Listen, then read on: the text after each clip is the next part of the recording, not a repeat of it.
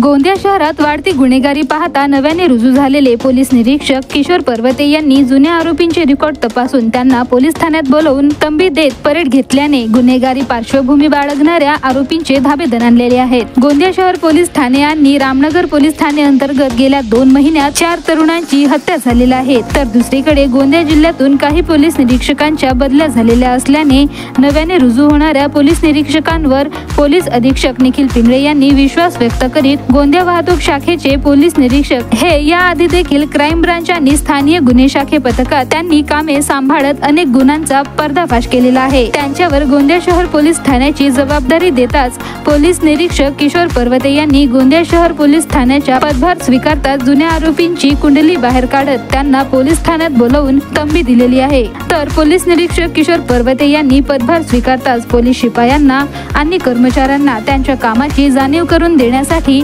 सुरू असलेल्या पेट्रोलिंग पद्धतीमध्ये बदल करीत ज्या भागाची जिम्मेदारी तुमच्यावर देण्यात आलेली आहे त्या भागात गेल्यावर त्या ठिकाणी सीसीटीव्ही कॅमेरे असलेल्या ठिकाणी एखाद्या दुकानात हजेरी रजिस्टर ठेवून त्या ठिकाणी सिग्नेचर करण्याच्या सूचना दिलेल्या आहेत। तर स्वतःच पेट्रोलिंग करतानाचा फोटो देखील पोलीस ग्रुपवर टाकण्याच्या सूचना दिलेल्या आहेत, त्यामुळे नागरिकांना देखील पोलिसांचा विश्वास बसेल। तर दुसरीकडे पोलीस देखील पेट्रोलिंग एरियामध्ये गेल्यावर पोलिसात आणि नागरिकांमध्ये संवाद वाढेल आणि गुन्हेगारीवर आळा बसेल। त्यामुळे गोंदिया शहर पोलीस निरीक्षक किशोर पर्वते यांनी राबविलेला उपक्रम जिल्ह्यातील प्रत्येक पोलीस ठाण्याअंतर्गत राबविण्यात आला तर नक्कीच गुन्हेगारी कमी होईल यात शंका नाही। सध्या जे आपले गुन्हेगारीचे प्रमाण वाढलेलं आहे, तर आमचा पहिला उद्देश असा आहे की शहरातील वाढत्या गुन्हेगारीवर आळा घालणे, त्याचप्रमाणे गुन्ह्यांना प्रिव्हेन्शन करणे हा आमचा पहिला उद्देश आहे। त्याकरता आम्ही जे आमचे रेकॉर्डवरचे गुन्हेगार आहे त्यांचा लेटेस्ट त्यांचा फोटो, त्यांचा मोबाईल नंबर, त्यांचं राहण्याचं ठिकाण, ते सध्या काय काम करत आहेत, कोणाकडे काम करत आहेत, हे सगळं आम्ही याचं अपडेट घेत आहोत। त्याप्रमाणे आम्ही त्यांचा रेकॉर्ड बनवत आहोत आणि त्याच्या समजा आम्हाला उद्या काही गुन्हा घडला तर आम्हाला त्याच्यामध्ये अपडेट आम्हाला माहिती मिळू शकते आणि त्यांच्यावर एक वचक पण राहू शकतो। आम्ही सध्या एक बीट पेट्रोलिंग सुरू केलेली आहे, त्यामध्ये बीटमधील जवळ 4 ते 5 ठिकाणं त्या ठिकाणी आम्ही एक विजिट ठेवणार आहोत।